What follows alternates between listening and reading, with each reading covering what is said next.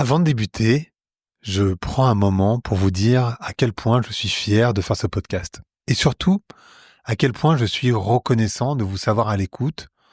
Parce que tenir un podcast aujourd'hui, c'est un pari audacieux. Contrairement aux vidéos ou aux posts sur les réseaux sociaux, personne ne tombe sur un épisode de podcast par hasard. Écouter un podcast, c'est un acte intentionnel, presque intime. C'est décider de consacrer 30, parfois 60 minutes de votre temps à une voix, une idée, un échange. Et ça, je le prends pas du tout à la légère. Je sais qu'on est tous débordés, stressés, parfois découragés. Je sais aussi que dans ce monde ultra connecté, ce qu'on cherche le plus, ce n'est pas tant du contenu, c'est du lien, du sens, un peu de clarté dans cette confusion. Et c'est exactement pour ça que j'ai créé Vlan.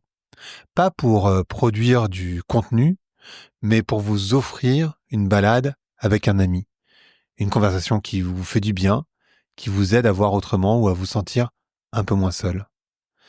Et je suis d'autant plus fier que Vlan n'a pas grandi grâce à des algorithmes ou de la pub, il a grandi grâce à vous, grâce à vos partages, vos recommandations, vos messages. C'est le bouche à oreille qu'il a porté et c'est ce qui me touche le plus en réalité. Alors oui, je suis fier qu'on puisse ensemble transformer des idées complexes en leviers concrets. Fier parce que on donne la parole à des chercheurs, des penseurs, des chercheuses, des gens brillants en tout cas, qu'on n'entend pas toujours ailleurs. Et surtout, fier parce que Vlan, c'est un endroit où vous comptez, où vous êtes vu et entendu. Et vous pouvez toujours m'écrire sur Instagram, par mail, j'y réponds de manière systématique. Et si à la fin d'un épisode vous repartez avec une idée à tester, une envie à faire différemment, ou juste un peu plus d'énergie pour avancer, alors on a gagné. Donc merci d'écouter, merci de partager, merci d'exister. Cet épisode solo, il est tiré de ma newsletter à laquelle vous pouvez vous abonner sur vlan.kessel.media. Je vous mets l'adresse dans la description de l'épisode. Et on va parler d'amour. Personnellement, moi, j'adore mon célibat actuel. Cette liberté exquise de décider de mon emploi du temps sans compromis. Et pourtant, je suis un incorrigible romantique. Et ce paradoxe délicieux me constitue et colore ma vie de nuances fascinantes. Cette dualité n'est pas sans doute étrangère à mon histoire familiale. J'ai grandi avec des parents qui se sont rencontrés jeunes, qui ont eu des enfants à 24 et 26 ans, et ils sont restés ensemble jusqu'à la fin, malgré les tumultes de la vie, qui est une chose de plus en plus rare, j'ai l'impression. En fait, ils ont incarné devant moi la possibilité d'un amour durable, même si le chemin n'était pas toujours facile. Est-ce que c'est pas incroyable qu'on puisse simultanément chérir notre indépendance et rêver de construire à deux?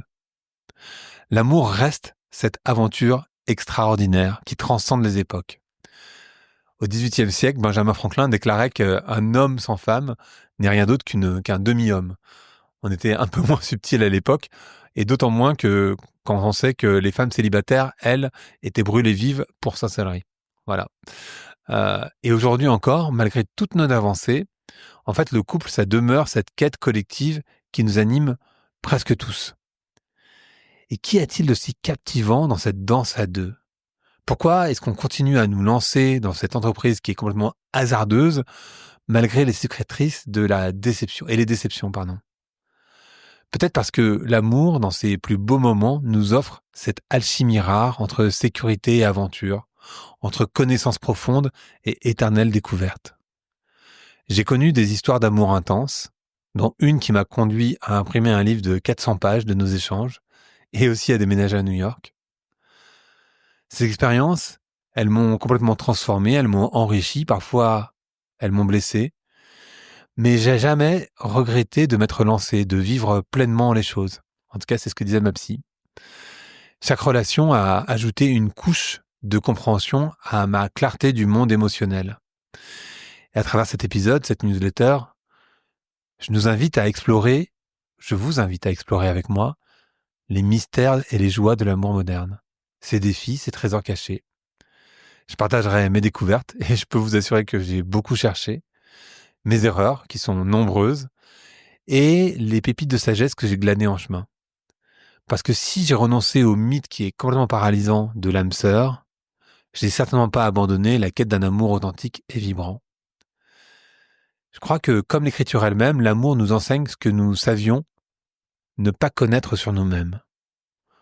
Donc embarquons ensemble dans cette exploration joyeuse. Et d'abord, je vais vous partager mon parcours amoureux, qui est plein de cicatrices, mais ces cicatrices, elles sont comme des boussoles.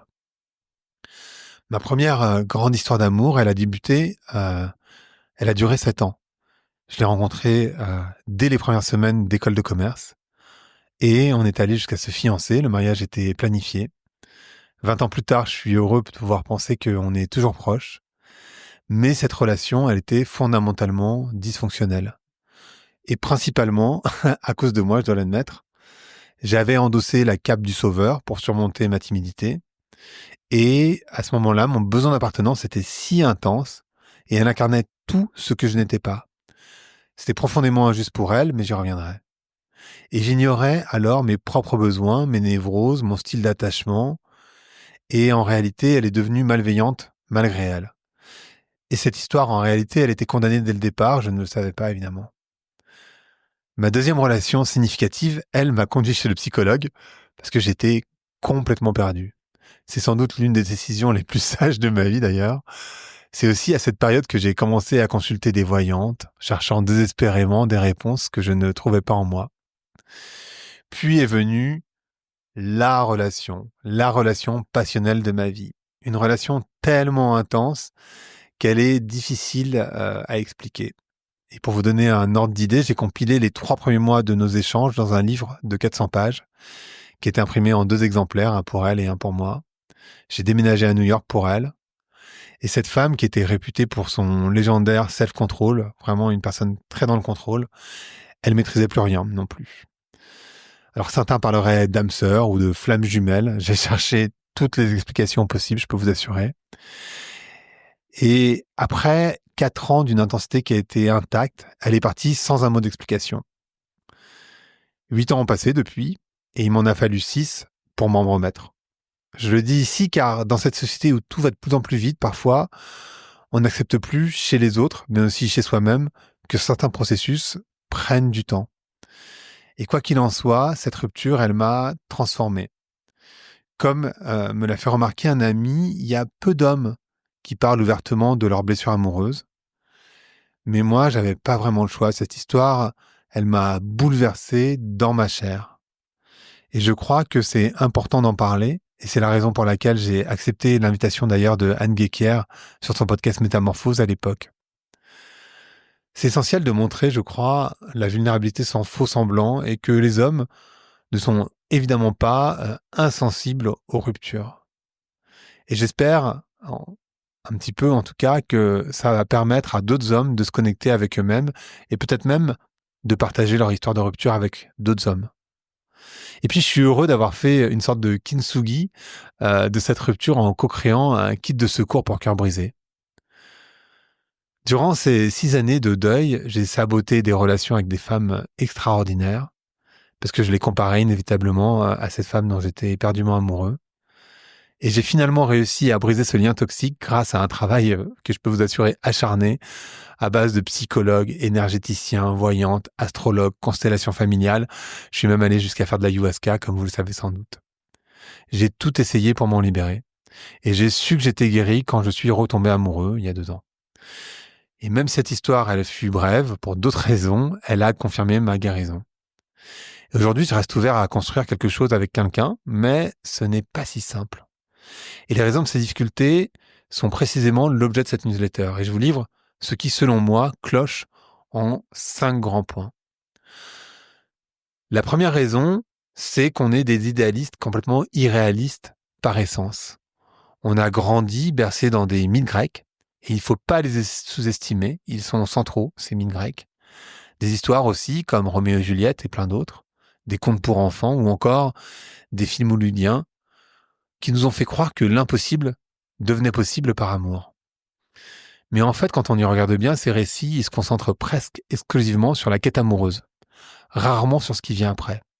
Souvent, ce qui vient après, c'est « ils vécurent heureux et eurent beaucoup d'enfants », on nous laisse l'imaginer.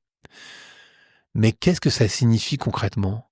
Comment ils ont géré leurs névroses respectives, leur univers distinct, leurs problèmes de communication, leur baisse de désir, leur potentielle tentation extra-conjugale. En fait, dit rapidement, notre idéal romantique, il est quasiment incompatible avec la réalité d'une connexion humaine. Ces expressions comme ma moitié sous-entendent que nous serions incomplets avant de rencontrer l'autre. Rencontrer D1 ou l'âme sœur suggère qu'une seule personne au monde pourrait nous convenir. Vous l'aurez compris, j'ai personnellement expérimenté ce mythe de l'âme sœur et j'en ai payé le prix fort. Et cet idéal, il présuppose que notre partenaire devrait tout comprendre de nous sans communication verbale, alors que même nous-mêmes, pour être sincères, on peine à se comprendre. Et personnellement, je me découvre encore chaque jour et je pense que ça va aller comme ça jusqu'au bout de ma vie. Cela est évidemment accentué par un individualisme, pour ne pas dire égoïsme, sous stéroïdes. L'autre vit dans un univers parallèle avec un système qui est assez proche, mais fondamentalement différent du nôtre. Et de manière anecdotique, lors d'un de mes événements à la maison sur l'intelligence artificielle, il y a une personne qui a partagé qu'elle se sentait plus vue et entendue par ChatGPT que par son propre médecin ou ses amis. Et en fait, je crois que notre société d'hyper-optimisation nous a fait perdre la capacité à prendre le temps, ou en fait, en réalité, à l'accorder à l'autre. La conséquence, c'est que ce manque d'écoute mutuelle génère des incompréhensions en pagaille. Et si vous ajoutez à ça des différences culturelles, comme je l'ai vécu, cela complique encore davantage la situation. Esther Perel m'a fait réaliser sur un épisode que nos attentes sont démesurées. On demande à une seule personne de nous apporter ce qu'autrefois tout un village nous fournissait, c'est-à-dire la sécurité, l'identité, l'amitié, la sexualité, la complicité émotionnelle, la complicité intellectuelle, les goûts communs, etc. Et je vais pas vous faire la leçon, je suis le premier à tomber dans ce piège, tout en sachant parfaitement qu'il est complètement absurde. Le couple exige des compromis et un travail constant, évidemment, de construction à deux. Et par ailleurs, on entre dans une relation avec une vision identitaire, un rêve de qui nous voulons devenir. C'est un rêve qui est souvent flou ou plutôt fantasmé. Mais quand on s'engage, ce n'est pas seulement l'autre qu'on cherche, mais une version future de soi-même. Et ici aussi, je plaide totalement coupable. Et ma première relation, je vous en parlais tout à l'heure, elle s'inscrivait à 200% dans cette dynamique. Mais comme le souligne Esther, ce processus, il est inconfortable car l'autre ne change pas à notre rythme et ne comprend pas nécessairement le rôle implicite qu'on lui a assigné. Par exemple, m'apaiser, m'ouvrir, m'élever, m'intégrer, etc. Le changement personnel, il est douloureux, mais on finit par reprocher à l'autre ce qui nous fascinait initialement. Ainsi, un partenaire qui est choisi pour sa légèreté devient irresponsable. Une personne stable, elle devient ennuyeuse. En fait, le fantasme identitaire se heurte inévitablement à la réalité relationnelle. Et bien sûr, les applications de rencontres aggravent le problème en alimentant l'illusion d'une offre infinie, comme si l'amour n'était qu'un swipe à un swipe de distance. Et pour y avoir passé pas mal de temps dans ces apps, je vous rassure et je vous rappelle, particulièrement si vous êtes en couple, que c'est aussi illusoire que ces couples Instagram où tout semble complètement parfait. Pardon, je bois mon thé. La raison numéro 2, c'est que les papillons dans le ventre sont souvent un danger leurre. On a tous éprouvé, je pense, à un moment donné dans nos vies, ces fameux papillons dans le ventre. Cette sensation vertigineuse que nous pourchassons comme les nectars sans doute ultimes de l'amour. C'est le moment où nous nous sentons le plus vivant d'ailleurs, souvent considéré comme l'indicateur suprême de l'amour véritable. Et franchement, quoi de plus délicieux que cette vibration viscérale dans le ventre? Moi, personnellement, j'adore cette sensation.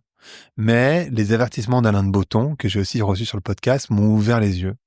Ce frisson qu'on ressent, il est très souvent une réaction à quelque chose de familier. Parfois simplement l'activation d'un vieux schéma ou d'une blessure non cicatrisée. Et c'est la raison pour laquelle on est parfois attiré par des mauvaises personnes, ou en tout cas des personnes qui ne nous conviennent pas du tout. En réalité, nous sommes attirés par ceux qui vont nous faire souffrir d'une manière qui nous est familière. Une relation calme, douce, respectueuse peut nous sembler étrange, voire sans passion, peut-être profondément ennuyeuse, parce qu'en réalité, elle menace notre scénario intérieur, qui est, lui, bien rodé.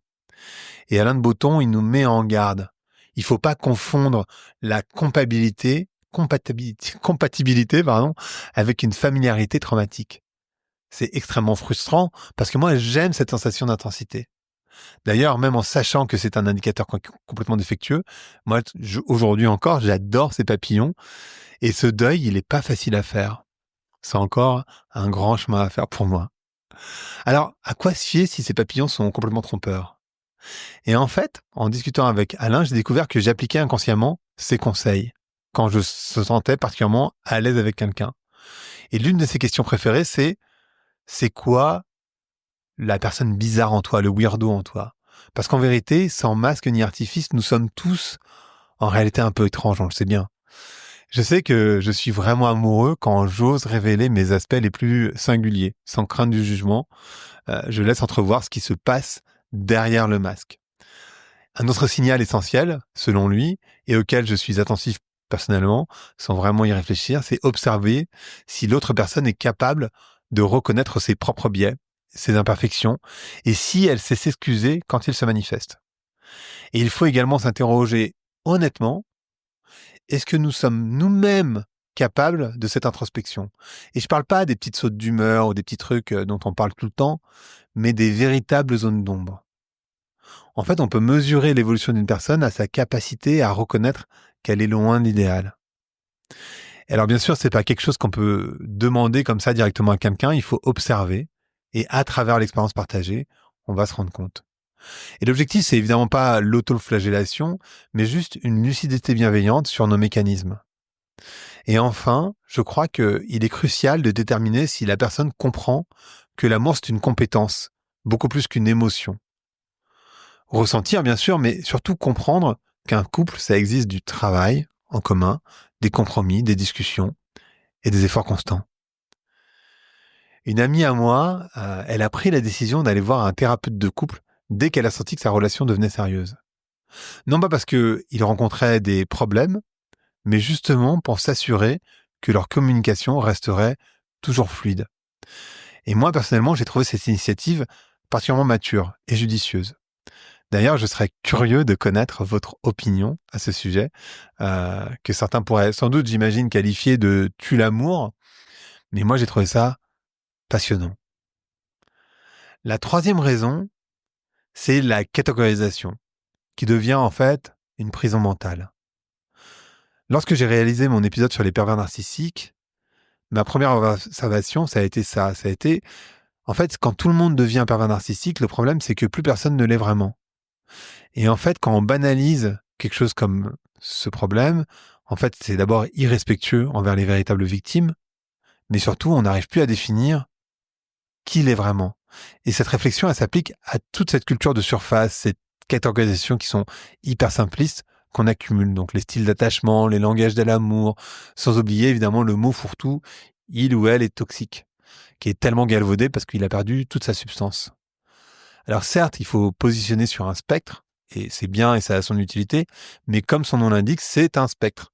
Et il est rare d'incarner une seule catégorie pure. Personnellement, je trouve difficile, pour moi en tout cas, d'identifier mon langage de l'amour principal, parce que, en fait, en réalité, les 5 me parlent profondément. Il en va de même pour la sexualité. Et dans ce domaine, j'ai l'impression que nos corps communiquent directement si on veut bien les écouter. Certaines connexions sont extraordinaires, d'autres catastrophiques, sans que ça soit nécessairement la faute de quiconque. Et moi, je considère que c'est pas nécessairement grave. Et je l'avoue sans souci, j'ai été clairement un mauvais coup pour certaines personnes, mais j'espère un meilleur pour d'autres. J'ai souvent remarqué que cette alchimie se ressent en fait en réalité dès les premiers baisers. Cela dit, la sexualité, ça reste un territoire d'exploration infini, où on doit d'abord accepter notre ignorance fondamentale. C'est pour ça que j'ai fait plusieurs épisodes sur la sexualité. Et je crois que c'est particulièrement vrai pour les hommes, parce que d'après mon expérience, complètement biaisée, les femmes réagissent très différemment aux mêmes stimuli. Comme j'ai pas d'expérience avec les hommes, je peux pas trop en parler, mais j'imagine que c'est un peu plus mécanique. Mais vous pourrez me contredire si vous voulez, n'hésitez pas. Et au-delà de l'attraction initiale des premières années, l'enjeu dans la sexualité, c'est évidemment de faire durer le désir. Et moi, j'ai adoré recevoir Anne et Jean-François Descombes sur ce sujet. C'est un couple qui fait des séminaires, des retraites pour la sexualité du couple, qui est génial. Ils encouragent à dépasser l'idée reçue selon laquelle le sexe doit toujours naître spontanément du désir dans un couple établi. En réalité, aussi peu romantique que ça puisse paraître, il est souvent préférable de planifier des rendez-vous intimes, de créer délibérément des moments de connexion, de transcender les conventions en développant une perception corporelle plus subtile. Alors, j'ai pas eu l'occasion de mettre en pratique cette approche parce que ma compréhension de ces dynamiques, elle est arrivée un peu plus tardivement, on va dire, et mes relations récentes n'ont pas été suffisamment longues, ou en tout cas, elles ont été trop brèves pour arriver à cet endroit. Cependant, j'observe que nous sommes souvent complètement déconnectés de notre corps, sans même nous en rendre compte. Parce qu'il se protège naturellement. Et donc, il va falloir réapprendre à ressentir, à ramener de la sexualité dans le corps, plutôt que dans la tête. Et c'est un travail considérable. Pour moi qui suis particulièrement cérébral, ça l'est d'autant plus peut-être. La quatrième raison, c'est qu'on est prisonnier de la performance, et évidemment, dans l'intimité aussi. La sexualité, j'en parlais à l'instant, elle demeure un enjeu majeur dans les relations, devenant souvent une difficulté dans les couples établis. Et je crois que on est conditionné à la performance dans tous les domaines, alors que l'intimité, ça devrait être précisément l'espace où cette pression, elle n'existe pas. Pourtant, on est obsédé par le plaisir de l'autre. Et si nous échouons à l'atteindre, nous remettons tout en question. Cette pression, elle existe pour les hommes, mais je l'aperçois encore plus fortement chez les femmes. Je m'imagine qu'un homme qui éjacule pas, une fois c'est pas très grave, mais à répétition ça deviendrait une source d'inquiétude majeure pour sa partenaire. Et probablement pour lui-même d'ailleurs. J'ai conscience que mes propres biais, évidemment là ici, transparaissent encore plus, mais j'ai l'impression que dans le sens inverse, ça serait moins problématique. Une femme qui ne jouit pas systématiquement, on se pose moins la question. Esther Perel dit « Dis-moi comment tu as aimé, je te dirai comment tu fais l'amour ». Selon elle, notre histoire émotionnelle, elle s'inscrit dans la physicalité de notre sexualité. Personnellement, il y a longtemps, j'entretenais une forme de respect que je qualifierais aujourd'hui de déplacé envers mes partenaires. Déplacé parce que la sexualité n'implique pas le manque de respect. Et typiquement, le problème, il résidait dans mon rapport à l'autre et à la sexualité en général. Un autre exemple, peut-être plus parlant, pourrait être celui d'une femme qui n'oserait jamais dire à son partenaire ou à sa partenaire qu'elle n'apprécie pas certaines pratiques sexuelles. Et ça illustre comment des schémas émotionnels anciens, la peur du conflit, la désapprobation, peuvent créer des blocages dans l'intimité physique. Parfois, des couples apparemment qui sont harmonieux connaissent aussi des blocages sexuels, malgré leur amour et leur entente. Et Esther Perel a développé toute une méthodologie de questions pour identifier comment nous avons appris à aimer, quelles ont été nos figures protectrices durant l'enfance, et si l'expression de nos émotions et de notre plaisir était considérée comme acceptable. Et en fait, évidemment, les réponses à ces questions révèlent comment nos expériences passées façonnent notre plan érotique et influencent nos défis émotionnels dans l'intimité. Notre histoire émotionnelle, elle marque profondément notre sexualité. Se manifeste à travers nos conditionnements, la reproduction de schémas relationnels, nos peurs, en particulier la vulnérabilité, et la dynamique même de nos interactions intimes. Heureusement, la sexualité peut également devenir un outil pour accéder à des émotions profondes et résoudre des blocages que nous n'arrivons pas à surmonter autrement. En définitive, je crois que le couple n'existe pas pour réussir, mais pour nous permettre de ressentir. Nous devons impérativement nous libérer de cette logique performative et productiviste pour simplement nous sentir, je crois, vivants. En fait, c'est une véritable révolution intérieure qui s'impose.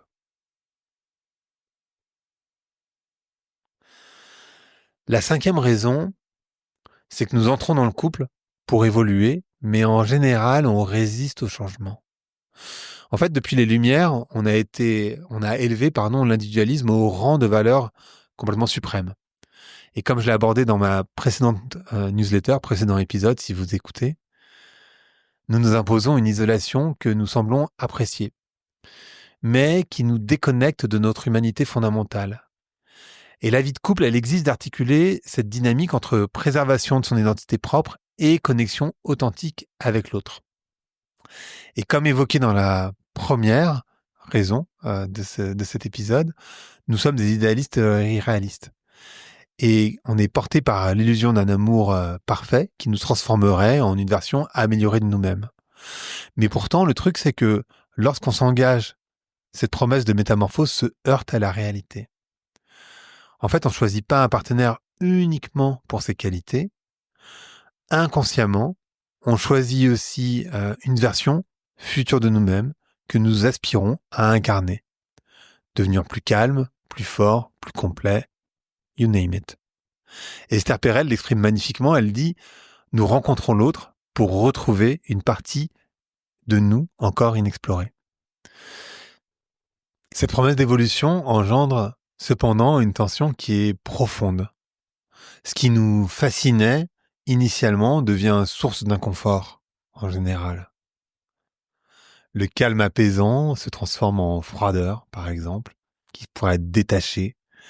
La liberté joyeuse d'une personne pourrait se transformer en irresponsabilité. La vision identitaire que nous avions imaginée entre en contradiction en réalité avec justement la réalité du quotidien, du changement. En fait, on résiste à cette évolution parce qu'elle bouscule notre identité, même celle que nous avions idéalement construite. Et le couple devient ainsi un espace un peu paradoxal où nous aspirons à grandir tout en redoutant de perdre notre stabilité. Nous voulons évoluer, mais uniquement à notre rythme, sans que les transformations imposées par l'autre ne remettent en question ce que nous considérons comme notre essence. Et ce conflit pousse souvent à rejeter ce qui devait nous transformer, à blâmer l'autre pour une inertie que nous percevons comme une trahison de notre idéal initial. Ce tiraillement entre l'envie d'ouvrir un nouveau chapitre et la peur d'abandonner l'image rassurante de notre identité constitue l'une des dynamiques les plus universelles et douloureuses de la vie à deux. Et en fait, c'est pourtant dans cette lutte que réside le potentiel d'une transformation authentique. Si nous acceptons enfin le coût d'un changement intérieur, je dirais, alors il y aura transformation. En conclusion, je dirais que l'amour, c'est un territoire d'exploration, certainement pas un territoire de performance. Aimer aujourd'hui est difficile, non parce que nous serions devenus incapables d'aimer, mais parce que nous attendons de l'amour qu'il résolve tout, qu'il nous apaise, qu'il nous élève, qu'il nous stimule, qu'il nous révèle, qu'il nous offre simultanément la sécurité d'un foyer et évidemment l'ivresse d'une passion. Qu'il nous soutienne dans les moments difficiles, tout en évidemment nous laissant respirer quand on en a besoin ou quand on a besoin d'espace. Ce n'est plus seulement une relation, c'est une architecture existentielle, un miroir identitaire. C'est un incubateur de sens. Et en fait, en réalité, si on est totalement honnête, c'est juste trop demandé. La réalité ne correspond pas à cette fiction intérieure, et du coup on résiste. On accuse, on fuit, on se replie. Et en fait, on croit que l'autre nous blesse intentionnellement, alors qu'en fait, il réveille en nous des mémoires anciennes, des blessures non cicatrisées, des récits que nous tenons pour vérité absolue. Et on l'a vu, les papillons n'y sont pas pour rien, en général. Et en fait, on oublie que dans toute relation, il n'existe jamais évidemment une vérité unique, mais deux narrations distinctes, souvent qui sont incompatibles. En fait, en général, on redoute également le conflit, que nous confondons avec la fin de l'amour. Et je dis ça en détestant le conflit, parce que je suis un bon gentil qui se respecte. Et pourtant, un conflit traversé avec conscience, c'est peut-être ce qu'il y a de plus vivant dans une relation. Et il n'est pas le signal d'un échec, mais la possibilité d'un lien authentique. Non plus idéalisé, mais profondément incarné. Le couple, il n'a pas vocation à nous rendre heureux, comme le ferait un produit fini. En fait, le couple, il existe pour nous faire grandir, parfois pour nous ébranler, souvent pour nous décaler. Aimer, c'est pas maîtriser, ni guérir, ni même comprendre entièrement. C'est oser traverser l'inconfort du lien sans fuir à la première dissonance. C'est en fait abandonner l'idée qu'il existe une méthode parfaite pour aimer, pour embrasser la complexité d'un cheminement à deux, et qui est évidemment en perpétuelle évolution. Merci d'avoir écouté Vlan. Si vous avez aimé l'émission, vous pouvez le dire avec des étoiles, 5 de préférence sur iTunes, et le partager avec vos amis ou vos collègues. Je suis Grégory Pouy, vous pouvez me retrouver sur Twitter et LinkedIn sous le pseudo Greg from Paris. N'hésitez pas à me remonter vos remarques, vos questions, mais aussi les invités que vous aimeriez entendre.